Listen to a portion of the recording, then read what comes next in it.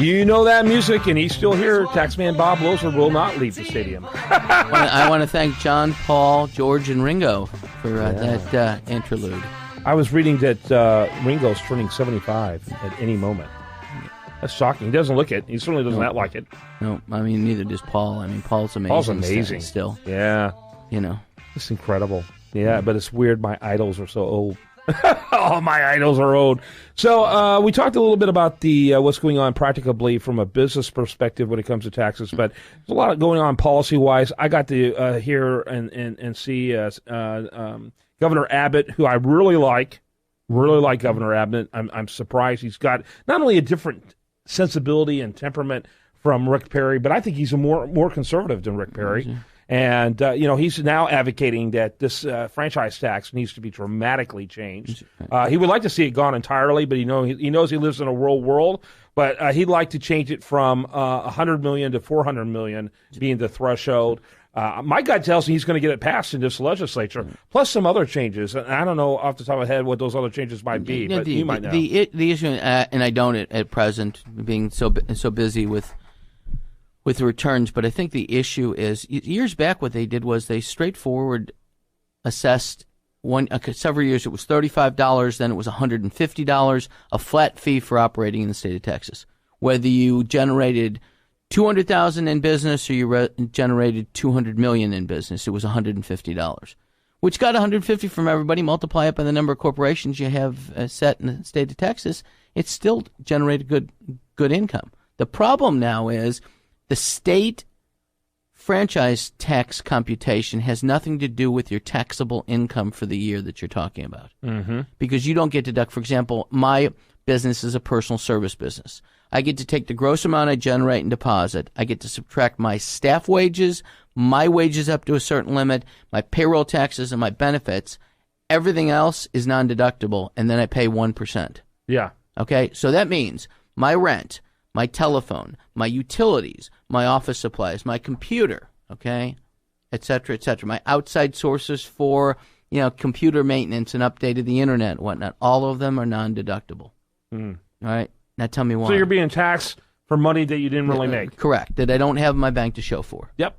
Okay, and that's why, in my opinion, it's unfair. It has nothing to do with fair share, but I had a client, I think I've told you the story several years back, that he does $2 million in sales. He had a $75,000 loss the year that we're talking about, and the state franchise tax still generated $18,000 in tax. Mm-hmm.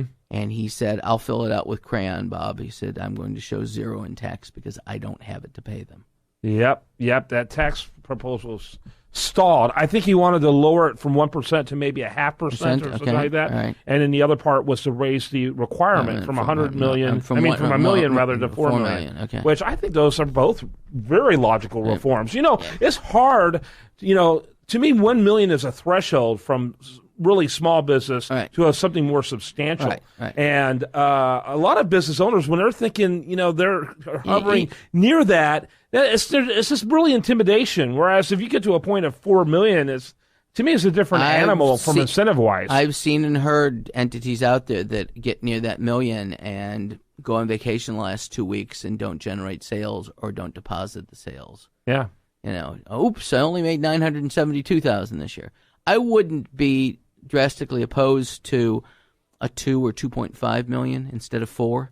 Mm-hmm. And that maybe graduated up with inflation and success of the economy. Because, the other thing that's going to be hurting, of course, is what's going on with oil and gas.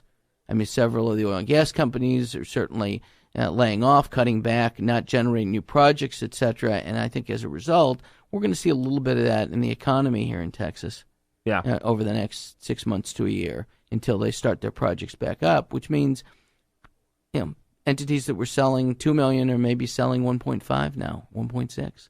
Give them a little bit of a break. Were you surprised by Ted Cruz's early announcement before everyone else's? What do you think about that? No, I think he wanted to, the tortoise and the hare. He wanted to jump out early to make known, all right, you're coming after me.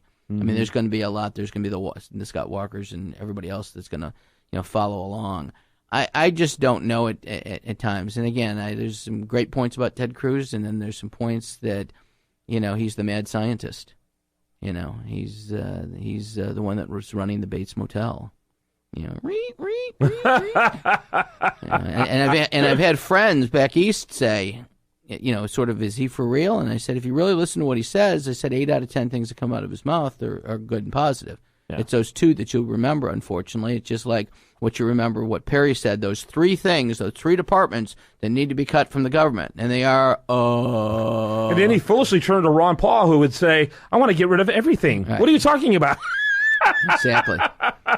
Yeah. Exactly. So that's it'll be interesting. A lot of people think that was done tactically, or rather strategically, to upstart Rand Paul. Right. Rand Paul was supposed to announce this week. Right. And apparently, he's now waiting to try to get a little distance between him and Ted Cruz's announcement. Correct. And we'll see. Maybe it pushes back others that won't run at all. You know, as to, I mean, yeah, competition is great, but if you're one of 8 or 10. Or 15, let's just say now. And how much money do you have to outrun the other guys? Interestingly, I actually think, and we'll see, I'd love to see Donald Trump run. Because not only will he draw that line in the sand, if you don't respond by Friday, he moves that line forward towards you. Yeah. Okay? Now, you know, I mean, I'd love to tell him, I mean, both cabinet seat members and other prime ministers, you're fired. You know, well, and I like him because I think he's a bigger disruptor to the establishment wing of the party. Correct. Because right now there's like 2 or 3 establishment guys and 12, real conservatives. Well, don't they, as they go through their states before they come to Washington, aren't they lessened in the art of kissing? In what respect? Backsides. I mean, I'm going up there and I'm not one of the good old boys and we're going to do whatever, and then they come back and they shake hands, and in that handshake there's a $100 bill and there's a $500 bill, and well, you know what, these good old boys aren't that bad. Yeah, oh, that's true. That culture definitely happens. Okay. No question about it. But mind you, if we did it in business that we generate, we're going bye-bye for a long time. For a long time. A very, very blurred lines, as the song goes. I'm not sure it was meant in that context, but I think it works. Taxman Bob Loeser is what we call him, and he is a regular here on The Price of Business, and a lot of fun, and we're already in the second quarter. But as always, good to see you, buddy. Good to see you. Stay well. Get your return done early. Yeah. I won't say file early and file often after I told you that story about the theft of Social Security numbers and whatnot, but file early enough and send certified return receipt, and if you can, I'd send it and have them direct deposit into a bank account that you seldom use, just in case there's a problem with that. Good word to end on. When we come back, much more for you. Great segment with Bob Loeser. Your number as we go out. 713-953-1272. That's 713-953-1272. Operators are standing by for your call. And more after this on The Price of Business. 'Cause I'm the tax man.